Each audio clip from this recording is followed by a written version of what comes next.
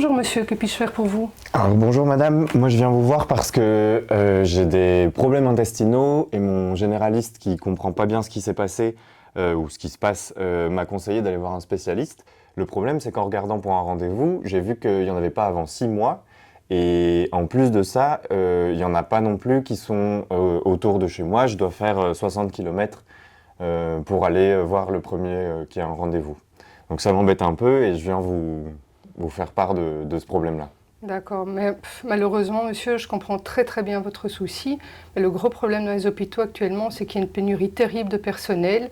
Il y a des malades de longue durée, il y a des gens qui quittent les professions et de ce fait, il y a des lits qui doivent être fermés dans certains hôpitaux. Et évidemment, ça engendre des retards dans la prise en charge des patients.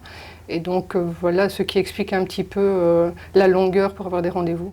Alors bon, c'est effectivement, je comprends, mais en même temps, enfin, quand je repense à ma mère qui s'est fait opérer il y a quelques semaines et qui a dû attendre très longtemps devant le bloc opératoire, qui s'est fait trimballer de service en service pour ensuite pouvoir être prise en charge, elle comprenait pas, elle était complètement désorientée. Moi, je trouve pas ça du tout normal, quoi.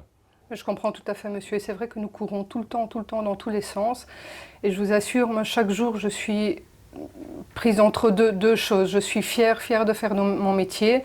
Je m'occupe des gens, j'aime m'occuper des gens, les soigner. C'est pour ça que j'ai choisi ce métier bien entendu. Mais d'un autre côté, je suis frustrée. Frustrée pourquoi? Parce qu'on n'a pas le temps justement, parce qu'il y a une telle pénurie de personnel qu'il n'y a plus assez de gens sur le terrain, que les gens qui y sont, ils sont malades, on a des malades longue durée, on ne remplace pas les malades, on a très peu de considération en prime.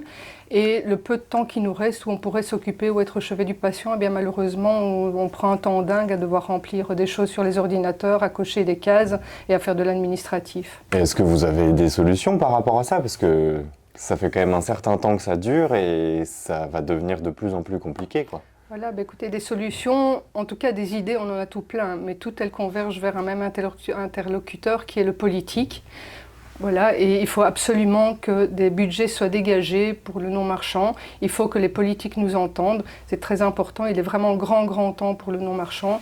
Il faut que ces budgets servent à deux choses qui se rejoignent complètement. La première, pour les patients, pour pouvoir avoir des qualités de soins, une bonne qualité de soins et des soins accessibles.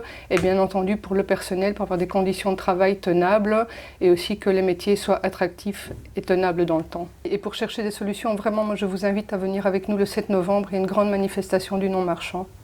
Et je vous suivrai alors. Merci.